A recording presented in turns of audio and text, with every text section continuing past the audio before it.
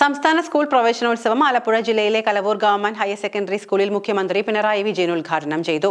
വിദ്യാഭ്യാസ മന്ത്രി വി ശിവൻകുട്ടി, കൃഷി വകുപ്പ് മന്ത്രി പി പ്രസാദ്, സാംസ്കാരിക വകുപ്പ് മന്ത്രി സജി ചെറിയാൻ, എംഎൽഎമാരായ യു പ്രതിഭ, ദലീമ ജോജോ, മുഹമ്മദ് മുഹ്സിൻ എംഎൽഎ എന്നിവരും ചടങ്ങിൽ സന്നിഹിതരായിരുന്നു.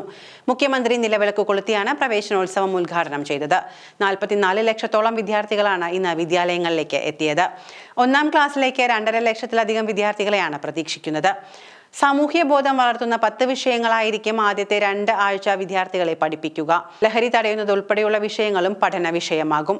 ഹൈക്കോടതിയുടെ അന്ത്യശാസനത്തിന് പിന്നാലെ പുതിയ അധ്യയന വർഷത്തെ വിദ്യാഭ്യാസ കലണ്ടർ പുറത്തുവിട്ടിട്ടുണ്ട് സർക്കാർ. ഹൈസ്കൂൾ ക്ലാസുകൾ അരമണിക്കൂർ കൂട്ടും. Veettoor Ebenezer higher secondary school manager CK ഷാജിയുടെ നിയമ പോരാട്ടത്തിന്റെ ഫലം കൂടിയാണ് ഇത്. കേരളത്തിലെ അധ്യയന വർഷം മുതൽ ക്ലാസുകൾ പുതിയ സമയക്രമത്തിലായിരിക്കും. വിശദവിവരങ്ങളുടെ അക്കാദമിക് കലണ്ടർ ആണ് ഇപ്പോൾ പുറത്തുവിട്ടിരിക്കുന്നത്. അക്കാദമിക് കലണ്ടർ പ്രകാരം ഹൈസ്കൂൾ ക്ലാസുകൾ അരമണിക്കൂർ കൂട്ടുന്നുണ്ട്. മന്ത്രി വി ശിവൻകുട്ടി അധ്യക്ഷനായ വിദ്യാഭ്യാസ ഗുണനിലവാര സമിതി യോഗത്തിലാണ് തീരുമാനം. ഇന്ന് സ്കൂൾ തുറക്കുന്നതിനാൽ കോടതിയലക്ഷ്യ നടപടി ഒഴിവാക്കാനാണ് മന്ത്രി വി ശിവൻകുട്ടി വെള്ളിയാഴ്ച അടിയന്തര യോഗം ചേർന്നത്. പുതിയ അധ്യയന വർഷത്തെ വിദ്യാഭ്യാസ കലണ്ടർ ജൂൺ 11-നകം പുറത്തിറക്കിയില്ലെങ്കിൽ പൊതുവിദ്യാഭ്യാസ വകുപ്പ് പ്രിൻസിപ്പൽ സെക്രട്ടറി നേരിട്ട് ഹാജരാകണമെന്നാണ് ഹൈക്കോടതിയുടെ മുന്നറിയിപ്പിലുണ്ടായിരുന്നത്. കോടതി ഇടപെടലിലേക്ക് നയിച്ചത് Muvattupuzha Veettoor Ebenezer higher secondary school manager CK ഷാജിയുടെ 2 വർഷത്തെ നിയമ പോരാട്ടമാണ്. കലണ്ടർ പുറത്തിറക്കാൻ ഡിവിഷൻ ബെഞ്ച് വിദ്യാഭ്യാസ വകുപ്പിന് സമയം അനുവദിച്ചെങ്കിലും നിശ്ചിത സമയത്തിനുള്ളിൽ വിദ്യാഭ്യാസ വകുപ്പ് കലണ്ടർ പുറത്തിറക്കിയിരുന്നില്ല. ഇതിനെതിരെയാണ് CK Shaji advocate K Mohanakannan മുഖേന കോടതിയലക്ഷ്യ ഹർജി സമർപ്പിച്ചത്. അതിലാണ് ഇപ്പോൾ തീരുമാനമുണ്ടായിരിക്കുന്നത്.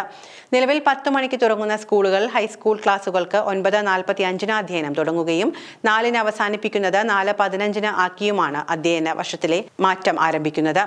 8 പീരീഡുകളിൽ 2 എണ്ണം അരമണിക്കൂറും 6 എണ്ണത്തിൽ 45 മിനിറ്റുമാണ് ദൈർഘ്യമായി നിർദ്ദേശിച്ചിരിക്കുന്നത്.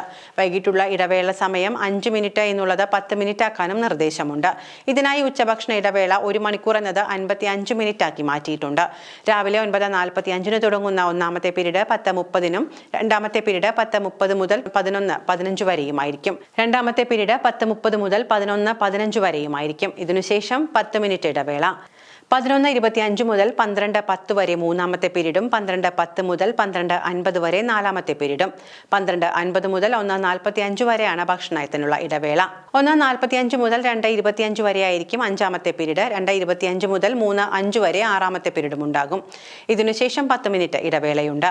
3:15 മുതൽ 3:45 വരെ 7ാമത്തെ പീരീഡും 3:45 മുതൽ 4:15 വരെ 8ാമത്തെ പീരീഡുമാണ് കരടിൽ നിർദ്ദേശിച്ചിരിക്കുന്നത്. സ്കൂളുകളിൽ 8 പീരീഡ് നിശ്ചയിച്ച നേരത്തെ സർക്കാർ ഉത്തരവ് ഇറക്കിയിട്ടുണ്ട്. എങ്കിലും ഒട്ടേറെ സ്കൂളുകൾ പ്രാദേശികമായ സൗകര്യം കൂടി പരിഗണിച്ചാണ് 7 പീരീഡിൽ ക്രമീകരിച്ച് സമയം പൂർത്തിയാക്കുന്നത്.